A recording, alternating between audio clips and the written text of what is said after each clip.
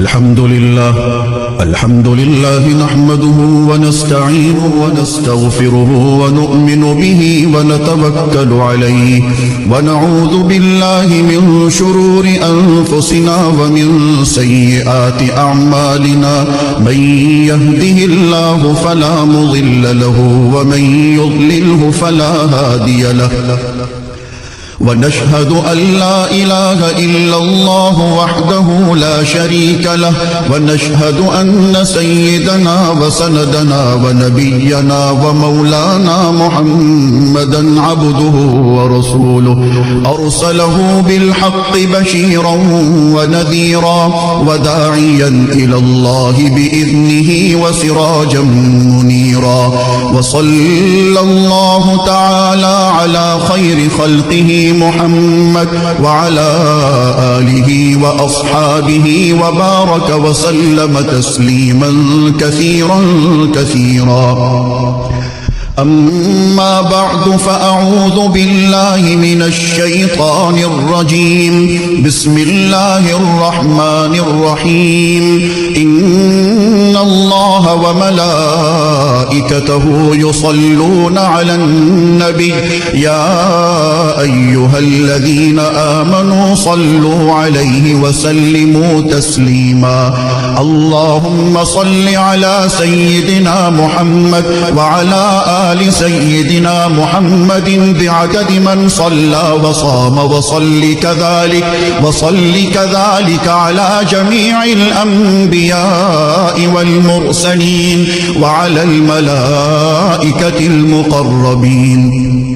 وعلى عباد الله الصالحين خصوصا على سيد المتقين والأبرار صاحب النبي في الغار والمزار أفضل الصحابة بالتحقيق خليفة النبي بلا فصل إمامنا أبي بكر الصديق رضي الله تعالى عنه وعلى الناطق بالصواب والعادل بالكتاب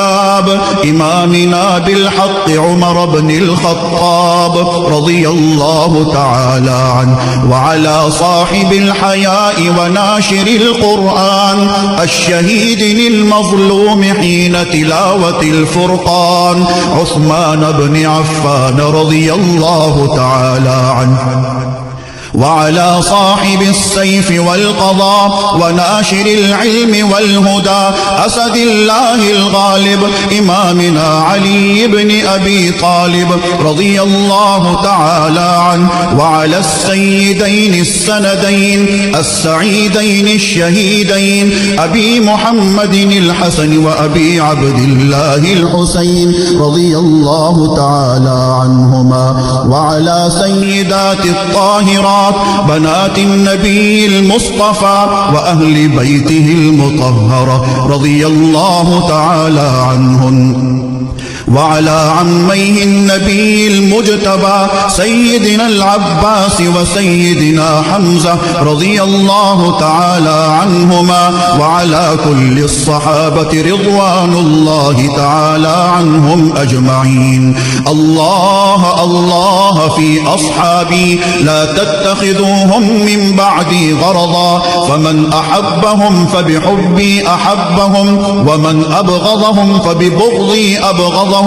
وخير أمتي قرني ثم الذين يلونهم ثم الذين يلونهم تعادلوا عباد الله رحمكم الله إن الله يأمر بالعدل والإحسان وإيتاء ذي القربى وينهى عن الفحشاء والمنكر والبغي يعظكم لعلكم تذكرون اذكروا الله العلي العظيم الكريم يذكركم وادعوه يستجب لكم ولذكر الله تعالى أعلى وأولى وأعز وأجل وأتم وأهم وأعظم وأكبر والله يعلم ما تصنعون.